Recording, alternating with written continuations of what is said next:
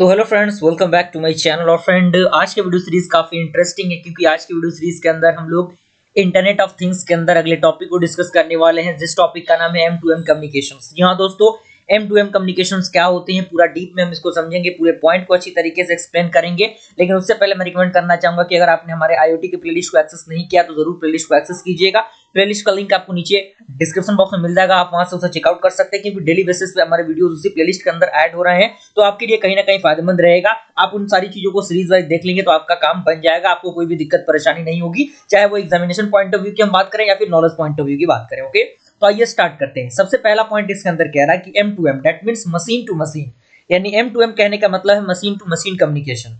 तो M2M communication refers to the direct exchange of data between devices or machine without the need of for human intervention। कहने का मतलब क्या है, जो मशीन और मशीन के बीच का जो कम्युनिकेशन होता है वो एक प्रकार का डायरेक्टली चेंज ऑफ डेटा और डिवाइसेस और मशीन है, बिना ह्यूमन के इंटरवेंशन के। यानी मनुष्य की जो इंटरवेंशन है वो थोड़ी सी कम हो रही है।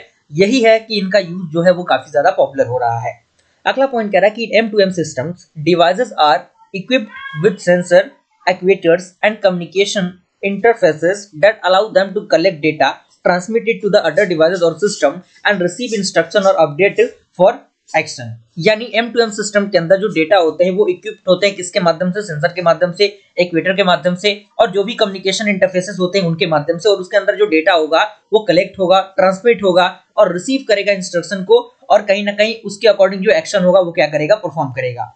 अगला पॉइंट कह रहा है कि M2M is a fundamental technology for the internet of things, enabling automated communication and decision making between devices to improve the operational efficiency, monitor system and enable the remote control and monitoring। यानी जो M2M functional technology होता है वो एक प्रकार का internet of things का part होता है, जो किसी भी चीज को ऑटोमेट करने के लिए और डिसीजन मेकिंग वाला जो प्रोसेस होता है उसको इंप्रूव करने के लिए कहीं ना कहीं मदद करता है। और इसके अंदर अगला पॉइंट जो आता है वो आता है आपका की कंपोनेंट्स ऑफ M2M कम्युनिकेशन। यानी M2M कम्युनिकेशन के अंदर कौन कौन से की कंपोनेंट्स हैं और इसके कैरेक्टरिस्टिक्स क्या है, इसके यूजेस क्या है, इसके एडवांटेज और डिसएडवांटेजेस क्या हैं, वो सारे पॉइंट ऑफ व्यू आज के वीडियो सीरीज के अंदर ही आपका क्लियर हो जाएगा। तो की कंपोनेंट की हम बात करें तो सबसे पहला आपका आता है डिवाइसेस, जिसे हम लोग मशीन कहते हैं। तो इसमें कह रहा है कि these are the physical object और machine that collect, process and share data. यानी ये क्या होता है, एक प्रकार का फिजिकल ऑब्जेक्ट होता है और मशीन होता है जो क्या करता है, डेटा को कलेक्ट करता है, प्रोसेस करता है और डेटा को शेयर करने का काम करता है।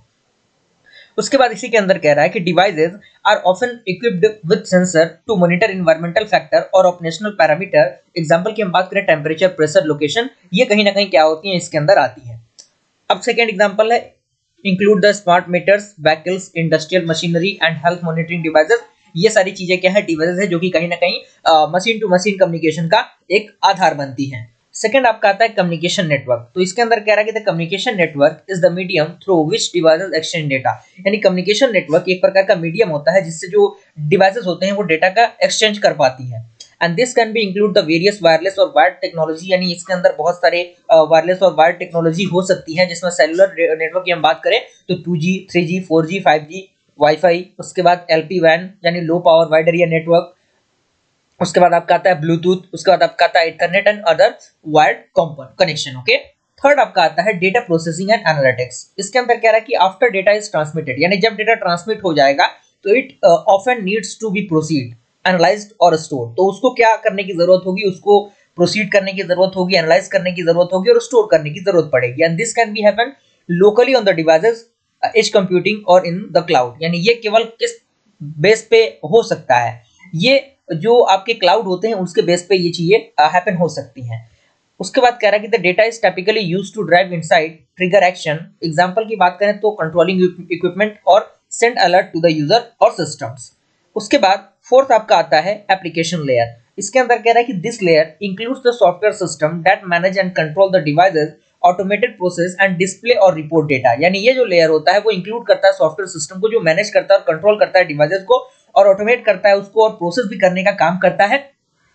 और इसके अंदर अगला पॉइंट कह रहा है कि these can be enterprise resource planning that means ERP system and maintenance management system और स्पेसिफिक मॉनिटरिंग एप्लीकेशन। यानी इनको हम क्या कर सकते हैं, एंटरप्राइज रिसोर्स प्लानिंग के अकॉर्डिंग रख सकते हैं, मेंटेनेंस मैनेजमेंट सिस्टम के अकॉर्डिंग रख सकते हैं और स्पेसिफिक जो मॉनिटरिंग एप्लीकेशन होता है उसके अकॉर्डिंग रख सकते हैं। एग्जांपल की हम बात करें तो in industrial seeding and M2M application must monitor production lines and schedule maintenance when machine performance falls below a threshold. Okay, तो यहाँ पे ये आपका क्या था, कुछ की कंपोनेंट्स थे। अब यहाँ पे कुछ की फीचर्स आते हैं जो कि M2M कम्युनिकेशन के अंदर आते हैं। सबसे पहला इसके अंदर है ऑटोनोमी। तो ऑटोनोमी के अंदर कह रहा है कि M2M devices can operate and communicate autonomously without human intervention, यानी बिना ह्यूमन के इंटरवेंशन के जो कम्युनिकेशन हो पाता है, इसके अंदर हो पाता है। यही है कि इसको एक ऑटोनोमस प्रोसेस भी कहा जाता है। एग्जांपल की हम बात करें तो an industrial machine can send performance data to a cloud platform for real time analysis and automated adjustment. कहने का मतलब क्या है कि जो मशीनरी वाली चीजें होती है तो कहीं ना कहीं उसके अंदर जो प्रोग्रामिंग है, जो कंस्ट्रक्शन है, वो फिट कर दिया जाता है और जो रियल टाइम पे जो एग्जैक्ट चीजें होती है वो मशीन हमें प्रेडिक्ट करके बता पाती है by the help of cloud computing, and that is the concept of M2M communication. Second आपका आता है डेटा ट्रांसफर। इसके अंदर कह रहा है कि M2M सिस्टम इन्वॉल्व कंटिन्यूअस और periodic transmission of data between devices, यानी जो M2M सिस्टम होता है वो इन्वॉल्व करता है कंटिन्यूअस और पीरियोडिक ट्रांसमिशन के लिए डेटा और डिवाइसेस के बीच में। And the data could include the sensor reading, diagnostic information, status update और अलर्ट्स, यानी ये जो डेटा होता है वो इंक्लूड करता है सेंसर रीडिंग को, डायग्नोस्टिक इंफॉर्मेशन को, स्टेटस अपडेट को और अलर्ट्स को। ओके, उसके बाद थर्ड आपका आता है रिमोट मॉनिटरिंग एंड कंट्रोल। इसके अंदर कह रहा है कि M2M communications allow for the remote monitoring and management of machine, यानी जो M2M कम्युनिकेशन होता है वो अलाउ करता है रिमोट को मॉनिटर करने के लिए और मैनेज करने के लिए जो भी मशीन का प्रोसेस होता है उसको। एग्जांपल की हम बात करें तो fleet management system track the vehicle location and health in real time, यानी जो फ्लीट मैनेजमेंट सिस्टम होता है वो ट्रैक करता है व्हीकल को और जो हेल्थ होता है वो रियल टाइम पे प्रेडिक्ट कर पाता है, and enabling fleet operate to adjust the routes और शेड्यूल, यानी उसको क्या कर सकते हैं हम, उसके रूट को और शेड्यूल को कहीं ना कहीं ऑपरेट कर सकते हैं। फोर्थ आपका आता है रियल टाइम कम्युनिकेशन। तो इसमें कह रहा है कि many M2M system are really on real time data to make the immediate decision और ट्रिगर एक्शन, यानी बहुत सारे M2M सिस्टम जो होते हैं वो डायरेक्टली रियल टाइम डेटा पे काम करता है, यानी इमीडिएट वहां पे एक्शन परफॉर्म करने की जरूरत पड़ती है। और for instance the smart meters send the real time energy usage data to utilities for building और मॉनिटरिंग, यानी जो स्मार्ट मीटर्स होते हैं वो एक रियल एग्जांपल है जो कि एग्जैक्ट पोजीशन पे एग्जैक्ट एनर्जी की जो यूजेस हो पाती है वहां पे बता पाती है कि हाँ इतना एनर्जी का जो कैपेसिटी है, जो कंजम्पशन है वो हो रहा है। फिफ्थ आपका आता है सिक्योरिटी। उसके अंदर कह रहा है कि given that M2M communication often deal with the sensitive data and critical infrastructure and robust security mechanism like encryption and authentication and are essential to protect against the cyber threat, यानी कहीं ना कहीं इसके अंदर साइबर थ्रेट वाला जो part है वो भी थोड़ा सा आ जाता है, जिसकी वजह से जो इसकी फीचर्स है वो बढ़ जाती हैं। अगर हम एग्जांपल की बात करें M2M कम्युनिकेशन एग्जांपल की हम बात करें तो सबसे पहला आपका आता है स्मार्ट यूटिलिटीज। तो इसके अंदर स्मार्ट मीटर आता है। तो स्मार्ट मीटर आप देख सकते हैं पूरे पॉइंट इसके अंदर लिखे गए हैं और इसके अंदर सारी चीजें मेंशन है। सेकंड आपका आता है फ्लीट मैनेजमेंट। तो फ्लीट मैनेजमेंट पे आपका आता है व्हीकल ट्रैकिंग। तो व्हीकल ट्रैकिंग किस तरीके से होती है, क्या उसका प्रोसेस होता है, सारे पॉइंट्स यहाँ पे इसके अंदर लिखे गए हैं, सारी इजीएस्ट पॉइंट है, आप अच्छी तरीके से इनको समझ सकते हैं। ओके, थर्ड आपका आता है हेल्थ केयर। हेल्थ केयर में आप देख सकते हैं, हेल्थ केयर में सबसे पहला आपका आता है रिमोट पेशेंट मॉनिटरिंग। तो इसके अंदर कह रहा है कि M2M technology is used in medical devices to monitor the patients health remotely, यानी जो जो कह सकते हैं कि हेल्थ वाले सिस्टम में भी इसका यूज हो पाता है, क्योंकि इसके मदद से जो पेशेंट्स होते हैं उनको रिमोटली मैनेज किया जाता है। उनकी जो भी चीजें होती हैं, उनके लेवल, जो ब्लड शुगर लेवल होते हैं या फिर ग्लूकोज का जो लेवल होता है, कहीं ना कहीं उनको मैनेज करने का काम by the help of machinery हो रहा है आज के दौर में। फोर्थ आपका है इंडस्ट्रियल ऑटोमेशन। तो इसके अंदर मैन्युफैक्चरिंग आता है। तो मैन्युफैक्चरिंग का प्रोसेस दे रहा है, पूरा पॉइंट यहाँ पे लिखा गया है। कोई बहुत बड़ा इसके अंदर रॉकेट साइंस वाला पॉइंट नहीं है, आप इजीएस्ट इनको पढ़ के समझ सकते हैं। और फिफ्थ आपका आता है एग्रीकल्चर। एग्रीकल्चर में आपका प्रिसीजन फार्मिंग यहाँ पे, यानी कहीं ना कहीं एग्रीकल्चर के अंदर भी जो IoT है, IoT का कंसेप्ट यूज हो रहा है, जिसमें ड्रोन वगैरह से जो खाद की जो छिड़काव हो रही है वो हो पा रही है। सिक्स आपका आता है स्मार्ट सिटीज। स्मार्ट सिटीज की हम बात करें तो ट्रैफिक मैनेजमेंट, यानी ट्रैफिक मैनेजमेंट भी एक बहुत बड़ा रोल आता है इसके अंदर, और बहुत सारे सेंसर्स वगैरह लगे रहते हैं ट्रैफिक लाइट वगैरह में। तो कहीं ना कहीं ये किसकी मदद से हो पा रही है, by the help of IoT की मदद से ये चीजें संभव हो पा रही है। ओके, उसके बाद आपका क्या आता है पॉइंट, उसके बाद आपका पॉइंट आता है M2M कम्युनिकेशन प्रोटोकॉल। तो M2M कम्युनिकेशन प्रोटोकॉल की हम बात करें तो यहाँ पे लिखा गया है, तो यहाँ पे देख सकते हैं सबसे पहला प्रोटोकॉल आता है आपका MQTT, that means message queuing telemetry transport. तो इसके अंदर कह रहा है कि light weight messaging protocol often used for M2M communication, यानी एक प्रकार का लाइट वेट मैसेजिंग प्रोटोकॉल है जिसका यूज M2M कम्युनिकेशन के अंदर किया जाता है। And it's deals for low bandwidth and high latency और अनरिलायबल नेटवर्क, यानी इसका जो यूज है बेसिकली लो बैंडविड्थ और हाई लेटेंसी और अनरिलायबल नेटवर्क के अंदर किया जाता है। सेकेंड प्रोटोकॉल आपका आता है COAP, that means constant application protocol, इसके अंदर कह रहा है कि protocol design for IoT application specifically for constant devices, यानी स्पेसिफिकली ये क्या किसके लिए यूज होता है, एक कंस्टेंट डिवाइसेस के लिए यूज होते हैं। And it is similar to HTTP but optimise for low power and low bandwidth environment, यानी ये सिमिलर होता है एचटीटीपी का लेकिन ऑप्टिमाइज होता है लो पावर और लो बैंडविड्थ एनवायरनमेंट के अकॉर्डिंग। थर्ड आपका आता है एचटीटीपी एंड एचटीटीपीएस, इसके अंदर क्या है while more common for human interaction HTTP and HTTPS can also be used in M2M communication for transmitting data between devices and cloud server, यानी जो कॉमन ह्यूमन इंटरवेंशन होता है उसके अंदर जो HTTP और HTTP रिक्वेस्ट होता है उनका यूज बेसिकली M2M कम्युनिकेशन के अंदर किया जाता है, जो भी डेटा का ट्रांसमिशन होता है उसके लिए।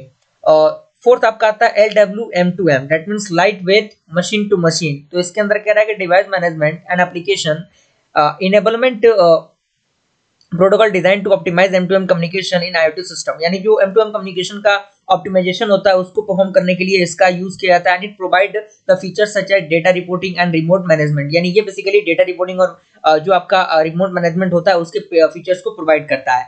फिफ्थ आपका आता है Zigbee एंड Jetway, इसके अंदर कह रहा है कि these are low power and short range communication protocol often used in M2M for home automation and smart devices, यानी ये M2M कम्युनिकेशन के लिए, होम ऑटोमेशन के लिए और स्मार्ट डिवाइसेस के लिए यूज होता है, जो कि Zigbee और Jetway आपका जो है वो यूज होता है। अब यहाँ पे बेनिफिट आता है, बेनिफिट क्या क्या है M2M कम्युनिकेशन के, तो सबसे पहला बेनिफिट आपका आता है एफिशिएंसी का, सेकंड बेनिफिट आपका आता है कॉस्ट रिडक्शन का, थर्ड बेनिफिट आपका आता है रियल टाइम डेटा का, और फोर्थ आपका आता है रिमोट कंट्रोल का, और फिफ्थ आपका आता है इंप्रूव एक्यूरेसी का। अब एफिशिएंसी के अंदर पूरे पॉइंट लिखे गए हैं, कॉस्ट के अंदर भी पॉइंट लिखा गया है, छोटे छोटे पॉइंट्स हैं, आप इजीली इनको पढ़कर समझ सकते हैं, क्योंकि मैं नहीं चाहता कि वीडियो ड्यूरेशन काफी लंबा हो और मैं चाहता हूं कि काफी कम समय में आपको बेहतर से बेहतर चीजें बताई जाए, क्योंकि एग्जामिनेशन काफी नजदीक और सिलेबस थोड़ा सा बड़ा है।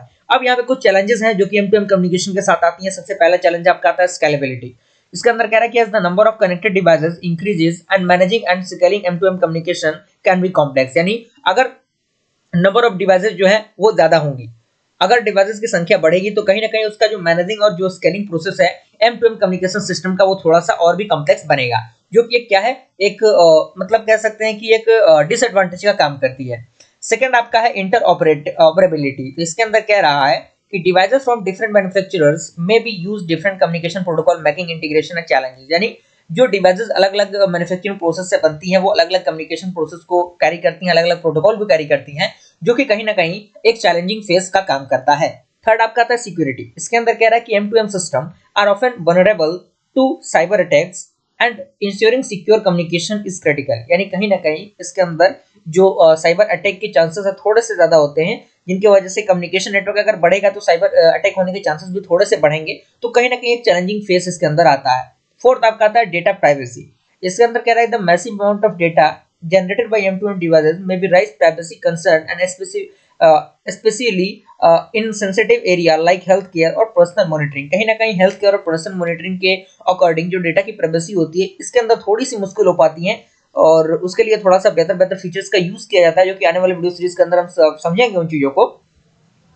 अब यहाँ पे फाइनल कंक्लूजन की बात करें तो M2M कम्युनिकेशन फाइनल कंक्लूजन में क्या कहता है, कह रहा है कि M2M communications are essential part of the IoT ecosystem, यानी जो M2M कम्युनिकेशन एक प्रकार का एसेंशियल पार्ट है IoT इकोसिस्टम का, and enabling machine to communicate with each other and perform a task automatically, यानी ऑटोनोमसली। कहने का मतलब क्या है, ये इनेबल करता है मशीन को कम्युनिकेट करने के लिए और एक दूसरे के साथ काम करने के लिए और परफॉर्म करने के लिए टास्क को autonomously. Okay, from smart cities and healthcare to industrial automation and agriculture, M2M is transforming industries by providing the real-time data, increase efficiency and improvement the decision-making capabilities। कहीं ना कहीं हर सेक्टर में M2M जो communication है वो एक flexibility provide करता है, जिसकी वजह से जो चीजें होती हैं उनकी जो एफिशिएंसी होती है काफी बढ़ जाती है, रियल टाइम डेटा पे वो वर्क करता है, डिसीजन मेकिंग का प्रोसेस इसके अंदर हो पाता है, and the continuous evolution of M2M technology promises even greater application and innovations in the future। Okay, यानी आने वाले दिनों में ये जो चीजें हैं थोड़ी सी और भी इंप्रूव होंगी और बेहतर तरीके से इंप्रूव होंगी। और आज की वीडियो सीरीज के अंदर हम लोगों ने M2M कम्युनिकेशन को बिल्कुल बेहतर तरीके से स्टार्टिंग टू एंडिंग तक कंप्लीट समझ लिया। अगर वीडियो पसंद आया लाइक जरूर कीजिएगा, मिलता है नेक्स्ट वीडियो के साथ, तब तक के लिए थैंक यू।